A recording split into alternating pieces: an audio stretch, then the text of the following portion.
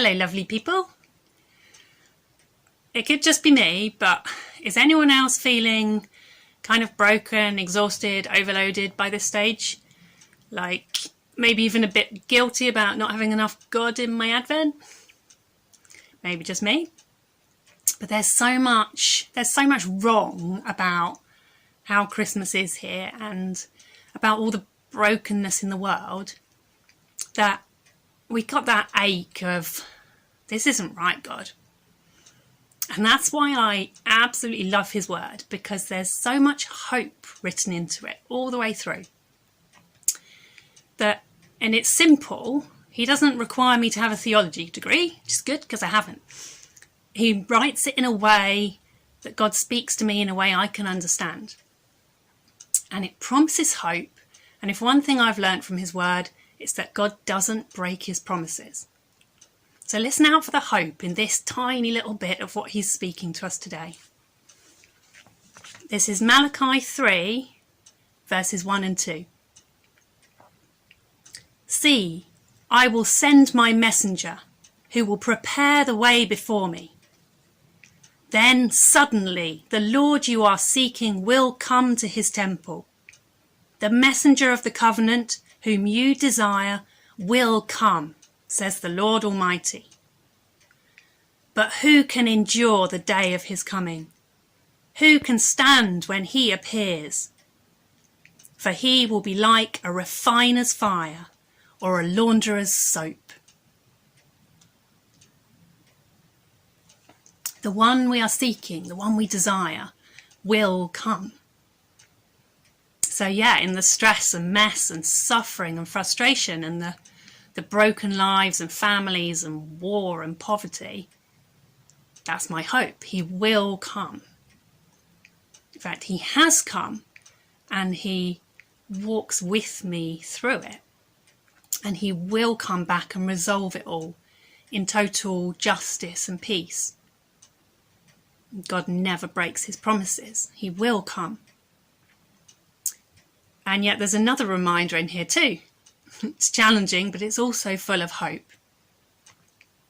Who can endure the day of his coming? Who can stand? Our God isn't the soft, cuddly one I saw in the kids' nativity.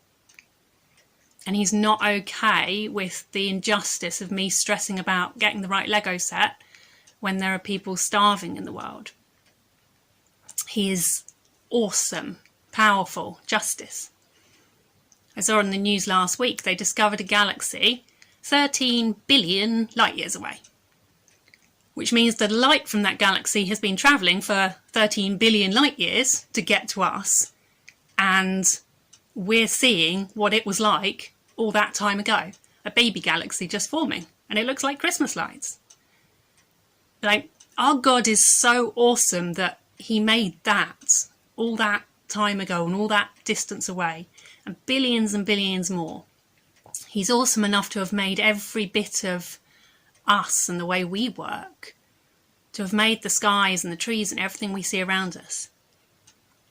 And he's complete justice, complete love, complete justice. He can't be anything else.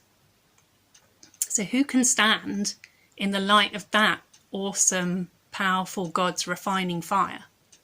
Not me, that's for sure. We can't meet that standard of justice.